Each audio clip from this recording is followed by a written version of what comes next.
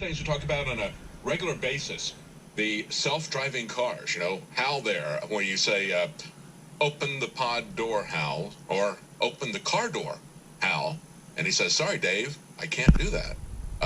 Hal, I don't want to go where you're taking me, Hal. Sorry, Dave, I've got orders from somebody else. What they are building is a infrastructure that is going to treat you as a child.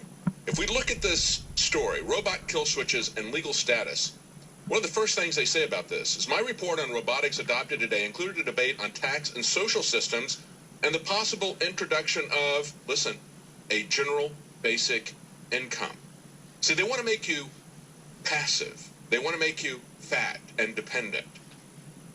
That's the whole point of the general basic income. And it really grieves me to go back and look at people who are advocating this, people like Charles Murray, who was at the heart of efforts to try to reform welfare. He wrote a book back in the 1980s called Losing Ground. And he pointed out that welfare had harmed the people that it was intended to help. He said it's made them more dependent on government. And now this same guy is advocating universal basic income. We saw it brought up for a referendum in Sweden this last year. The people there wisely rejected that.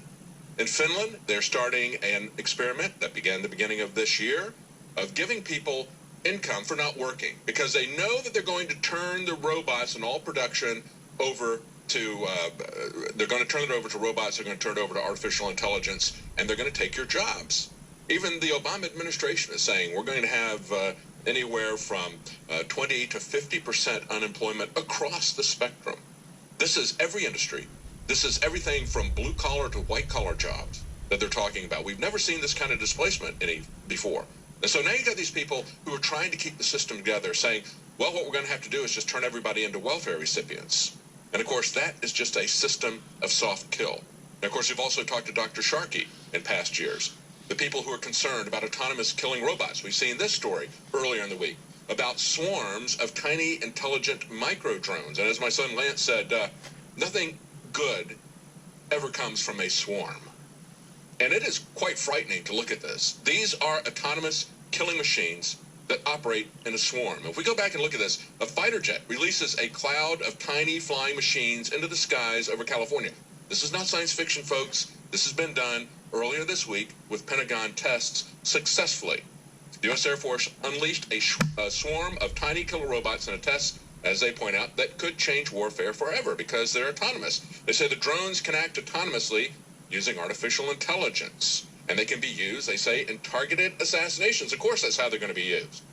And when they go crazy and they wipe out entire towns or they just keep killing, and they'll say, oh, I'm sorry, I'm not really responsible. It was a software error.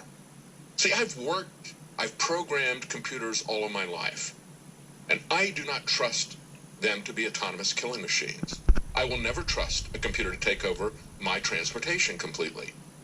And so this is the thing that's very disturbing about it. And they point out this system, PERDIX, as they refer to these microdrones, are not pre-programmed, synchronized individuals. They are a collective organism, sharing one distributed brain for decision-making and adapting to each other like swarms in nature. 103 drones took part in the test where they demonstrated their collective decision-making. Now, does that scare you? It really should. Every thinking person should be afraid of this type of out-of-control use of the military-industrial complex. And we will look at this situation about giving legal protection to robots, saying we're going to give them certain specific rights and obligations. Really? How about giving humans some rights and obligations? They've removed all of our rights, and now they're substituting these robots in here. Again, another person I've interviewed before, Hugo de Garis, a doctor who's worked all of his life on artificial intelligence. He wrote a book. He called it The Artilect War, and we talked to him about that. In that, he talks about how society will be a few elites. He calls them the cosmos. He says as people realize where this is headed, the vast majority of people rebel.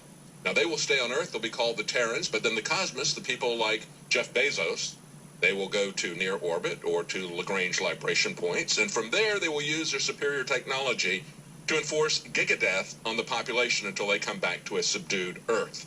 This is what he sees happening, and yet he is drawn to it to make it happen because he says, I'm a scientist. That's the problem. Stay with us. We'll be right back. Welcome